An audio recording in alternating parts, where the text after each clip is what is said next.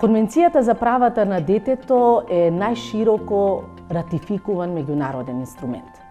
Во себе содржи еден систем, би рекла еден спектар од човекови права, граѓански, политички, економски, социјални и културни права на децата и го става акцентот на тоа што представува дете. Всушност, тука се гледа и целата важност на Конвенцијата за правата на детето. Дефинирајќи го детето како човечко суштество со ненавршени 18 години, Конвенцијата за правата на детето од два различни аспекта го потенцира значењето на детето. Првенствено, затоа што детето е поединец со права и одговорности, кои што се одразуваат и на неговите развојни карактеристики, при што дава специфична рамка во смисла на тоа што органите, надлежните власти или државата потписник на Конвенцијата треба да превземе за да овозможи остварување на сите гарантирани права во Конвенцијата за правата на детето за сите деца подеднакво. Ја имам право на образование на мајчин језик, али имам обавезу да идем у школу и да будем примерен џак и да поштуем своје наставнике и другаре.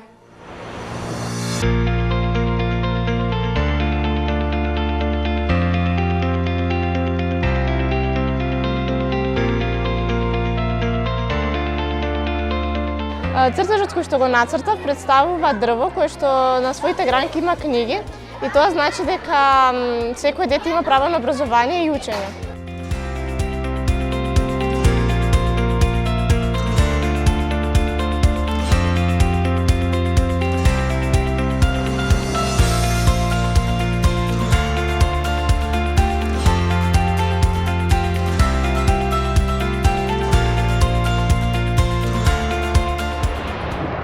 Како мултиетничка локална заедница, токму во нашето училиште се практикуваат скоро сите одредби од Конвенцијата за правата на детето. Со генерации наназад, во нашето училиште во континуитет се работи на имплементација на значајни едукативни проекти од оваа област.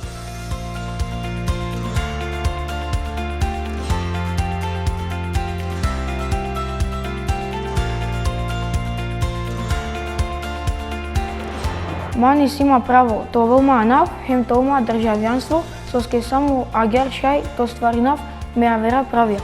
Кашајте џав ки школа, хем кашајте џав ко доктори, кога ковав на свало. Fëmijët kanë të drejten e një mjedisi të shëndetshëm, por edhe detyrimin e tyre për ta mbrojtur atë dhe jo për ta ndotur. Деца со потешкочам имају иста права као и сва остала деца. Они имају право и на посебну бригу и негу, и затоа држава мора помоći нима и нjihovim родителима.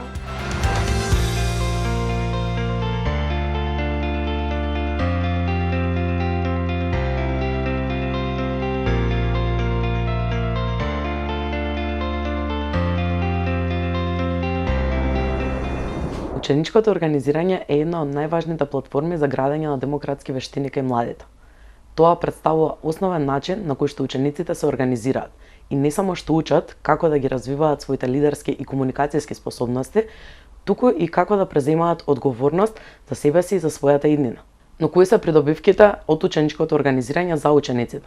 Поголема автономија и самостојност, подобра застапеност во училишните тела и, најважно од се, вклученост во процесите на донесување на одлуки кои што ги засегаат директно нив.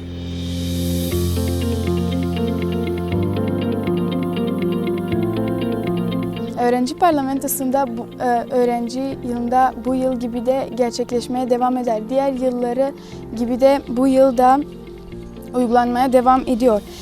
Okul sorumlulukları doğrultusunda çocuk parlamentosu gerçekleşir. Projeler bizim okulumuzda da çocukları mutlu etmeye devam eder.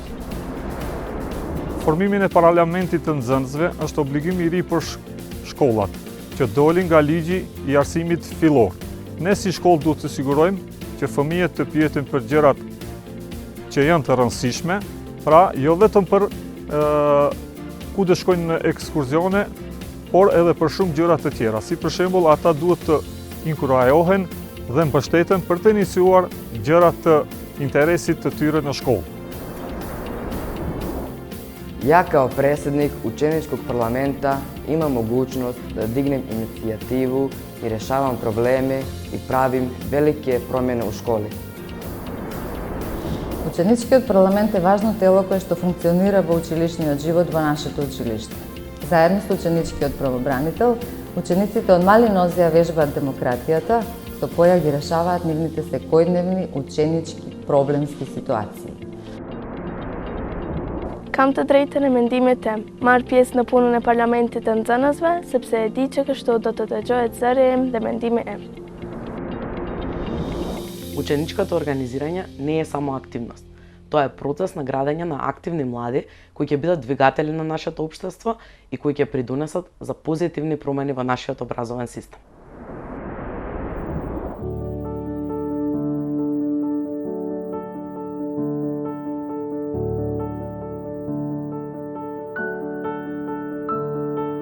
Насилството во училиштата ја нарушува сигурноста на децата и може сериозно да го загрози нивниот нормален психофизички развој.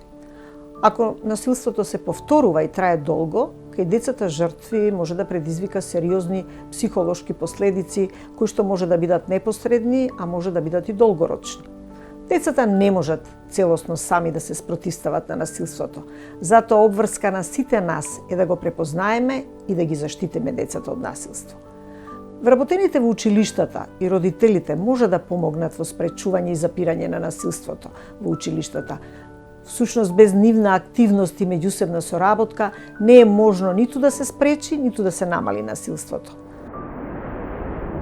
Дигиталната безбедност е многу важна за децата и младите, посебно денеска, бидејќи на некој начин тоа е централното место, централниот простор каде сите поважни работи им се случуваат, почнувајќи од забавата, образованието, дружењето и сите тие работи. И треба сериозно да се третира и безбедноста во дигиталниот простор треба исто така сериозно да се третира како и безбедноста во физичкиот простор, а не да се смета како нешто виртуелно, бидејќи многу често викаат во виртуелниот свет, бидејќи насилството во дигиталниот простор, омразата таму, онлайн омразата, има влијание кај децата сериозно, со сериозно влијание кои може да предизвикуваат и трауми, анксиозност и сите други видови на психолошки последици. Не почитинава е ваверенгере права на дискриминава ни навреднува никас. Од лично искуство сметам дека треба да се работи на развој на чувството на емпатија кај децата, бидејќи учениците со високо развиено чувство на емпатија поретко се сретнуваат како вршители на насилство, односно како насилници, и оние деца кај кои што е развиено чувството на емпатија се посензибилизирани и не остануваат неми сведоци на насилството, туку изнаоѓаат начин како да помогнат, како да го пријават насилството, како да му помогнат на детето жртва. Спречувањето на посебно на сајбер насилството го правиме на тој начин што организираме повеќе работилници како за учениците, но според мене исто така е многу важно да се направат работилници и за наставниците како да го забележат врсничкото насилство или сајбер насилството. Оно што ни преостанува во моментот е да направиме работилници со родителите, бидејќи родителите се еден од најбитните фактори за спречување на ова насилство, а учениците најголемиот дел од денот се дома. Со препознавање, запирање и спречување на насилството, испраќаме јасна порака дека ни е важна благосостојбата на децата и младите и дека живееме во општество кое што не толерира насилство во нито една форма. Ми ученици основне школе Свети Кирил и Методи село Кучевишта, кои смо чланови ученичког парламента, припремили смо антибулинг заклетву. За том заклетвом се обавезуваме да се понашаме љубазно и со поштованjem према другима. Неќемо толерисати никакву врсту насилја. Бичемо добри другови и сараđivaćemo и помагачемо меѓусобно. Ми деца имамо право на одмор, на слободно време и игру. Во случај кога има повреда на право, детето кое што е веќе едуцирано може лесно да препознае кога некое право му е повредено и кој му го повредува правото. И само на таков начин од една ваква индивидуа, од едно вакво семејство или училишна заедница можеме да очекуваме навремена реакција за иницирање на постапка за заштита на правата на децата. Механизмите се различни. Дали е тоа семејството, родителите, класните заедници или училишните правобранители во училиштата или институцијата Народен правобранител. Впрочем, во рамките на институцијата постои посебен одел за заштита на права на деца и лица со попреченост кој што го мониторира постапувањето на органите, постапувањето на сите кои што на некој начин доаѓаат во допир со правата на децата. И токму во таа насока, преку своите укажувања, препораки, Народниот правобранител ги охрабрува и родителите, и децата, и органите во постапувањето да се раководат од 4 основни принципи, да се раководат од тоа што представува најдобар интерес на детето и секако обврската за заштита на децата и нивните интереси, имајќи ја во предвид нивната возраст, имајќи ја во предвид нивната ранливост.